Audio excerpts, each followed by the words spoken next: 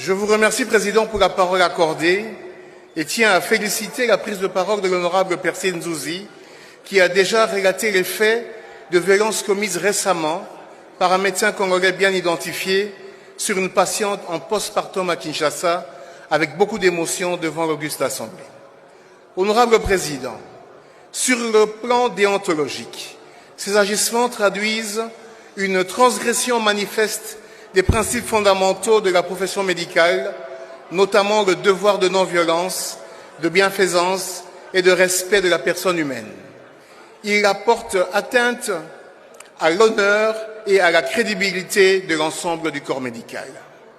Par ailleurs, cette affaire met en lumière la question cruciale de la santé mentale du personnel soignant, particulièrement dans les environnements à forte pression émotionnelle, tels que les maternités, les services d'urgence, les blocs opératoires, la psychiatrie et tant d'autres. Honorable Président, la santé mentale est un droit essentiel pour tout Congolais. Elle s'exprime comme un état de bien-être dans lequel une personne peut se réaliser, surmonter les tensions normales de la vie, accomplir un travail productif et contribuer à la vie de sa communauté. Selon le PNUD, il n'y a pas de développement durable sans santé mentale, car sa promotion impacte sur 15 ODD sur les 17 existants. Suivant la déclaration conjointe de l'OIT et OMS, seuls 35% des pays ont intégré la santé mentale en milieu de travail. La RDC ne l'a pas encore fait.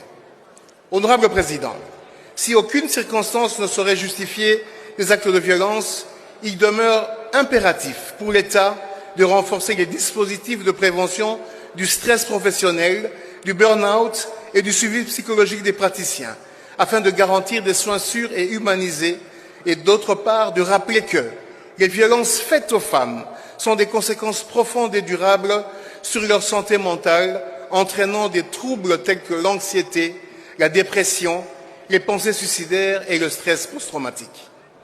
Honorable Président, tout en saluant la réactivité du gouvernement, il est recommandé de poursuivre et de renforcer l'action publique à travers le soutien total de la procédure judiciaire en cours, l'application des sanctions exemplaires proportionnelles à la gravité des faits, le renforcement des mécanismes de signalement accessibles aux patients.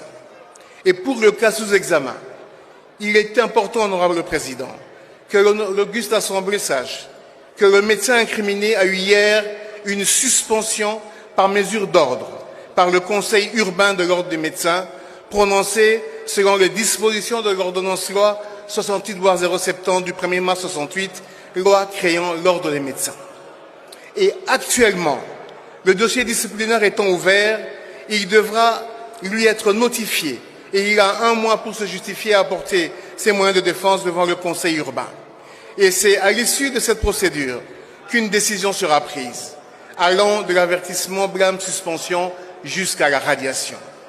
Après cela, il peut encore aller au niveau de l'Ordre national de médecins. Honorable Président, à ce jour, il est en plein jugement devant la justice de Kinkole, en audience foraine au niveau pénal. Honorable Président, au regard de la gravité des faits, cette affaire doit être érigée en cas d'exemple, afin de dissuader tout comportement similaire, de restaurer la confiance entre les patients et les professionnels de santé et de réaffirmer l'impératif du respect des droits humains dans les structures sanitaires de notre pays.